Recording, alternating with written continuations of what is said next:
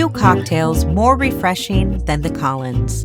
A citrus-forward concoction made up of either gin or vodka, lemon or lime juice, and carbonated water at its essence. Essentially, one can think of this drink as a sparkling lemonade. The cocktail dates back to the 1800s, memorialized by the father of the American mixology movement, Jerry Thomas. Over the decades, the recipe has transitioned several times, but the core of it remains the same: a crisp, refreshing summer escape.